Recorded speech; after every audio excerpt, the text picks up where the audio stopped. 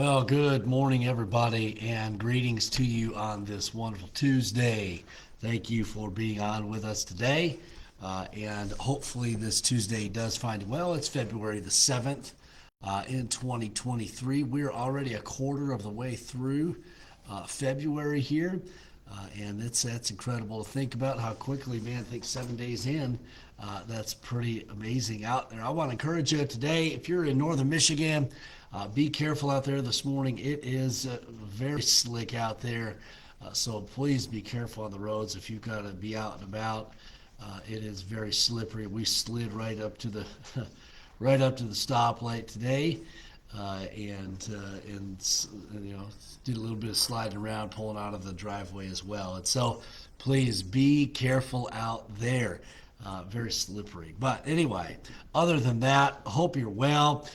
Those who have kids in school, I think school was canceled today, so that's kind of exciting, I guess. Get a freebie. And then I think so. You get Tuesday, and then if I remember correctly, I don't know when is President's Day here. Let's check. President's Day is coming pretty quick here, so that's another day off. Oh, that's on the 20th, so that's still to come, President's Day. But anyway, hope you enjoy. Kids, hope you if you get the day off, hope you get to enjoy it, all that good stuff. But do be careful. Okay, we're going to be in Job chapter 26. Job chapter 26. We began this chapter yesterday and finishing it out today. Job really called out and made some what I would think are some sarcastic thoughts and comments toward Bildad, and just kind of questioning him. Have you helped anybody? Really, what he was saying there. Then we get into kind of the latter part of chapter number 26 here, verse number 7, speaking more of God, of God's power, of God's awesomeness. And we'll look through that really quick here. So, Job 26, verse number 7 says, He stretcheth out the north over the empty place, and hangeth the earth upon nothing. He bindeth up the waters in his thick clouds, and the cloud is not rent under them. We see the control that God has over his creation, over the clouds and the gathering of the water, that the clouds before the rains, and we note even the vastness of space here as the earth hangeth on nothing. He stretches out the north over the empty place, and I don't know if that would be, we could study, I don't know right off the top of my head, but to me, I don't know if the north would be just simply looking up and through the emptiness of the sky. God has expanded that out into the universe, so that would make sense here. Maybe also as you think about just the earth, going north in the earth into barren areas, the Arctic and so on. And so he stretches out the north over the empty place. And so that's probably, I would think, probably referring to space and all of that, but because then we have the earth hanging on nothing. In the vastness of that emptiness. And so that's what I would think. And then you get to verse number 8, talking about the clouds, the gathering of the water. And we note that verse number 8, it concludes with how the cloud is not rent under them. We see in verse number 8, as you think about that, who makes it to rain upon the earth, who causes it to rain. It's the Lord that does. And it's incredible how much water there are in clouds. You think about rain and all that. So speaking of just the power of God to hold back the rains and all of that, you look at verse number 9. It says, He holdeth back the face of his throne, and spreadeth his cloud upon it. And so just kind of shielding his glory from the earth. He holdeth back the face of his throne, keeps that covered. And so on. He hath compassed the waters with bounds until the day and night come to an end. And so we see God has he's got the power. He holds back the waters. We note that you think of the flood and how God used the water to destroy the earth. but God is the one that holds it back. And we note that he promised to never flood the earth again, and there's some restrictions on the water there, and God's the one that holds it back. That does not mean that we won't have the centrally localized flood from time to time. That does happen, but not a worldwide flood. We note in verse 11, the pillars of heaven tremble and are astonished at his reproof. He divideth the sea with his power, and by his understanding he smiteth through the proud. And so we kind of see several things mentioned here. We note the dividing of the sea. Maybe one of the instances that comes to your mind as we consider the dividing of the sea. I think of the children of Israel walking across the Red Sea on dry ground. That's kind of what I think when he divides the sea. But we note also that there are that God controls the seas, and they at times appear to be reckless. They at times appear to be intimidating. But God is the one that controls the parts of the sea, and with His power, we note that even verse number 11, the pillars of heaven tremble.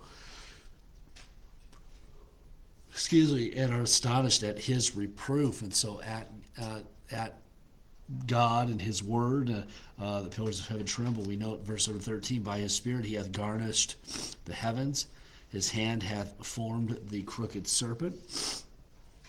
In verse 14, lo, these are parts of his ways, but how little a portion is heard of him. And so we see Job here just describing God's power, and Job says, I'm just scratching the surface as we think about God's power in relation to the earth, the fact that it's hanging there in space, in relation to the rain clouds and the waters upon the earth, and God holding them back, and God guiding them, and God deciding and indicating when it will rain, and so on. And God controls all of that. And he gets down to verse 14. He says, these are parts of his ways. This is just a small part of what God does. We note even heaven.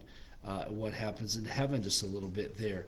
It says, but how little a portion is heard of him. You think about who God is, the fact that God has all power, and how it says how little, Job says, how little a portion is heard of him.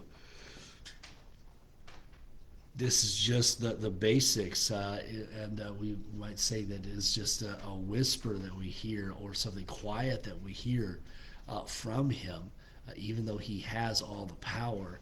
And then it says, but the thunder of his power, who can understand? And so we know to God's power in the thunder. I don't know if you've ever been in the direct line of a thunderstorm or underneath the storm, and when that thunder pops, and that thunder sounds maybe right overhead or right next to you, man, it's incredible. And to think that our God is greater than that thunder, his power there, really just kind of evidenced in the thunder. You think about really the power of God. I think we saw it yesterday with that tremendous earthquake in Turkey. How sad that is to see and hear. I think 5,000 individuals have died in that earthquake, and they're expecting the death toll to rise, and how sad that is. But you think of the power of God to shake the earth in that way is truly incredible. And Job is speaking and showing, communicating to his friends the power and awesomeness of who God is. You look at the relationship here. Okay, he's just come off of sarcastically challenging Bildad about who he is, what he's doing, the help that he has not been. And then he says, our God, the God that we serve, and he is all powerful. And Bildad, you haven't helped much. It's our God that's in control. It's our God that will see me through. It's our God that allows some of these things to come to pass in our life. And really what is Job kind of saying here? Hey, that's who I'm going to trust. That's who my confidence is in. It is in the Lord, the God of all power. Okay? And so as we finish this up, I think I might have rambled maybe a little bit too much here today on that, but just remember, Christian, just remember today the God that you serve and the power that he exhibits and the power that he has over his creation is truly incredible. And that's the God that we serve. And so don't be ashamed of who our God is. Our God has all power. And so let's serve him in all sincerity. Let's serve him in all truth. Okay? I'm going to leave you those couple of thoughts. Thank you all for being on today. Let me give a shout out to those who are participating live here this morning. If you haven't already hit that share button, be sure to hit that share button so that others can get on. Brian Cindy, good morning to you. Thank you for being on. Cliff and Karen, awesome to have you on today. Ingrid, good morning to you. Love you. Have a great day. David, good morning to you. Thank you for watching. Jody, good morning to you all out there in Montana. Paula, good morning to you. Hope you have a great day. Charlie and Marcia, good morning. Lee, Angie, and the family, good morning to you. No school today. Enjoy the day with the family there. Jean, good morning to you all as well. And Shirley, thank you so much for being on. Once again, thank you all so much for faithfulness of watching. Have a great day. Once again, do be careful out there. It is very slippery out there this morning in the Grayling area, at least. Not sure where everybody else is at, but in the Grayling area, it is slick out there, so please be careful. Lord bless you all. Have an awesome day, everybody. We'll be back, touch base with you again tomorrow morning at 8:30.